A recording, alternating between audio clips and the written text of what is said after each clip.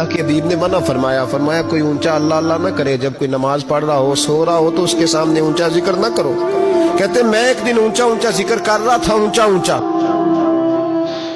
اونچا میں ذکر کر رہا تھا، کیونکہ عشق لگا سی کھیڈا کھیڈ دی نوں تے مینوں کھیڈا بھول گئیاں، میں کجل پایا سی یار دے ویکھنے نوں، پھر او دی یاد وچ روندیاں ہی ڈل گئیاں۔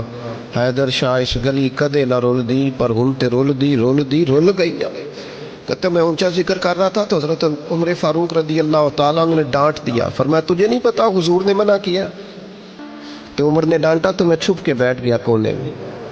حضور آئے نا نماز پڑھانے تو محبوب نے پتہ کیا وہ عبداللہ کدھر ہے؟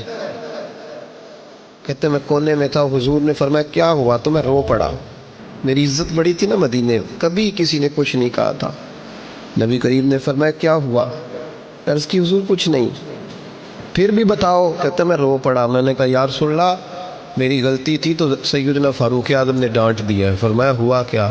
یا رسول اللہ میں اونچا ذکر کر رہا تھا، اور بات بھی ٹھیک ہے، کچھ لوگ قریب نماز پڑھ رہے تھے، حضرت عمر نے منع کیا۔ نبی کریم علیہ السلام نے فرمایا بلاؤ نا ذرا عمر کو، خود قانون حضور نے بنایا ہے کہ اونچا ذکر نہ کرے جب کوئی نماز پڑھ رہا، بلاؤ نا عمر کو۔ جناب عمر آئے تو حضور نے فرمایا عمر میرے عبداللہ کو کوئی نہ ڈانٹے، کسی ان پڑھ سے، کسی دیہاتی سے، کسی بھولے سے انداز دیکھے حضور کا، اسے کوئی نہ ڈانٹے۔ پھر حضور نے فرمایا تمہیں پتہ ہے یہ میرے لیے کتنی تکلیفیں برداشت کر کے آیا؟ صحابہ فرماتے ہیں یہ خوش نصیب ہے جس کی روح بھی محبوب کے ہاتھوں میں نکلی۔ اور جب جنازہ اٹھا تو حضور کی داڑھی سے ہم نے آنسوؤں کے قطرے ٹپکتے دیکھے۔ مدینے میں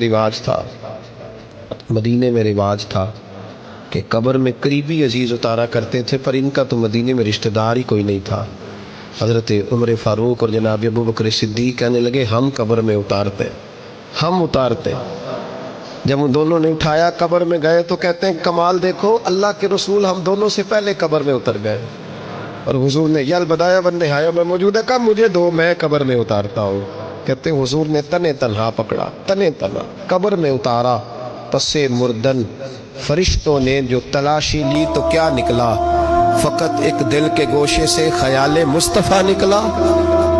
نبی کریم علیہ السلام نے قبر میں رکھا اور ساتھ فرمایا اے اللہ میں آج شام تک اس سے راضی تھا، تو بھی اپنے کرم سے اس سے راضی ہو جا۔